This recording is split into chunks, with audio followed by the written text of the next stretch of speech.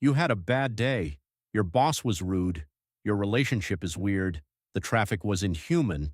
So now you're sitting on your bed, holding your phone, and somehow, without making a conscious decision, you're checking out a cart on Shein, or DoorDash, or Amazon. You're not even hungry. You're not even shopping. You're just clicking.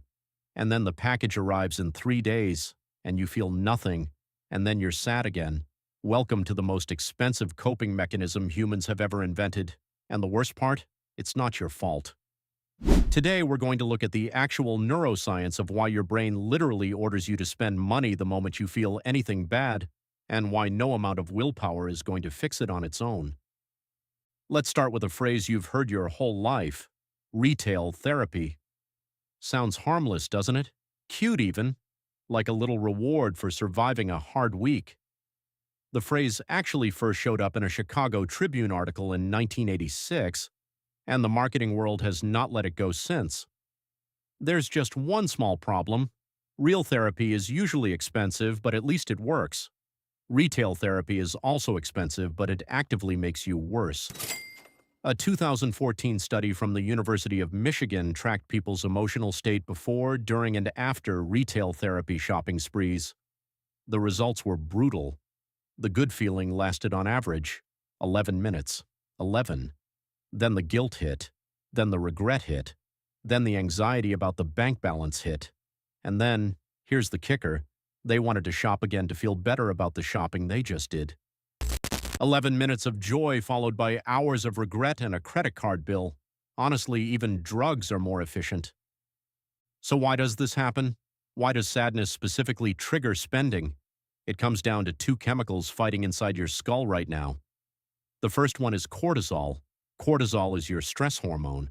When you have a bad day, when your boss yells at you, when traffic ruins your evening, your body floods with cortisol. Cortisol is unpleasant. Your brain doesn't like it. Your brain wants it gone immediately. So your brain does what it always does when it wants to feel better fast.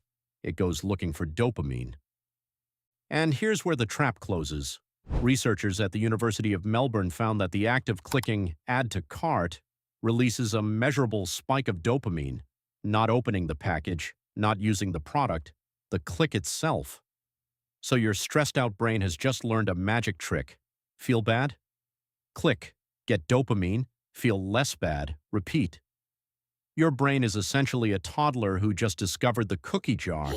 Except the cookies are credit card transactions and the toddler is your entire decision-making system. Now we get to the genuinely depressing part.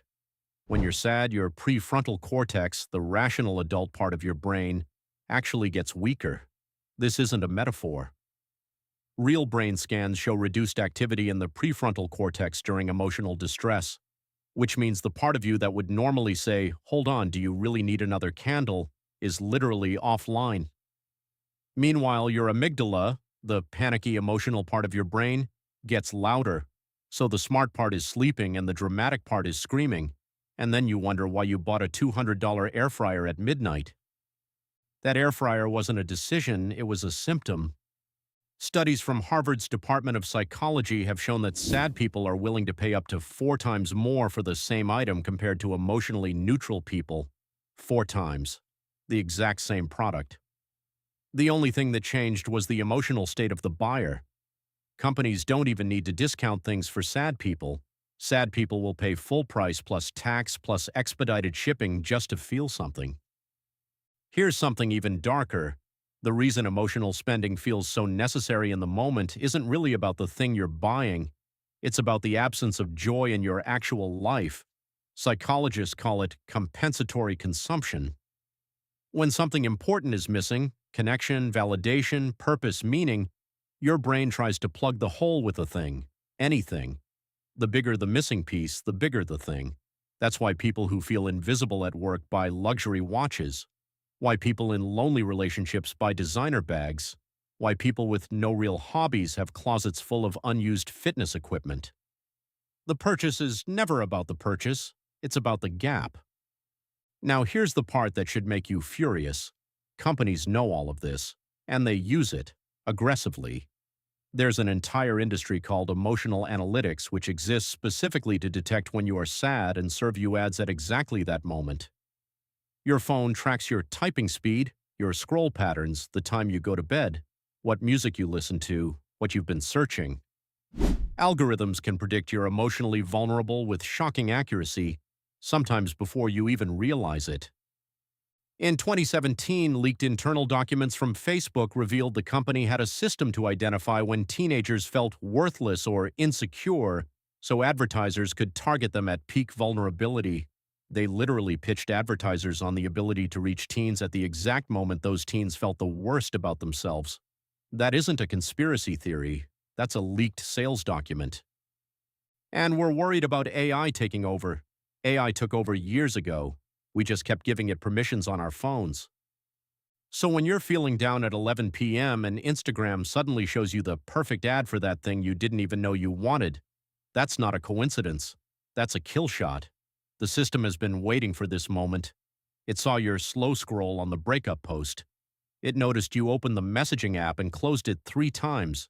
It tracked the music you played on the drive home, and now it strikes. Okay, bad news is over. Time for the actual fix. And again, willpower is not the answer. You don't outthink a 200,000-year-old emotional system that's been hijacked by a trillion-dollar industry by just being stronger. You design around it. Strategy 1. Name the feeling first. Sounds soft, isn't. Studies from UCLA show that simply naming an emotion out loud, saying I am sad or I am stressed, reduces amygdala activity within seconds. Naming the emotion shrinks the dramatic part of your brain. Try it. It's free. Strategy 2. The 24-hour rule. If you find yourself adding things to a cart while emotional, do not check out. Close the app. Wait 24 hours. Research from MIT shows that 70% of emotional purchases get abandoned if the buyer is forced to wait 1 full day. Your sad brain wanted a $90 candle. Your rested brain on Tuesday morning is going to look at that card and say, absolutely not. Trust Tuesday morning. She's smarter than midnight you. Strategy 3. Replace the dopamine source. Your brain wanted dopamine. It doesn't actually care where it comes from. A 20-minute walk, a phone call to someone who matters, even a cold shower releases dopamine without the credit card bill. The trick is having these alternatives ready before the sadness hits, because in the moment your brain will not have the energy to come up with anything new. It will reach for what's familiar, so make the new things familiar in advance. Strategy 4, and this is the most important one. Look at what you usually buy when you're sad. Look closely. The pattern will tell you what's actually missing in your life. Nobody buys luxury skincare at 1 a.m. because they need moisturized skin. They buy it because they want to be loved.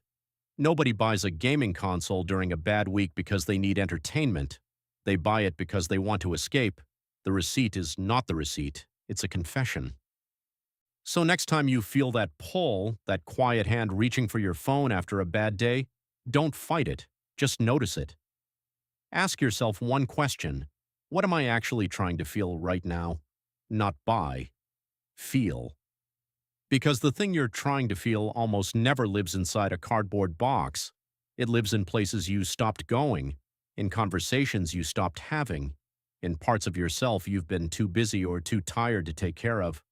Sadness is not a sign you need to spend. It's a sign you need to listen.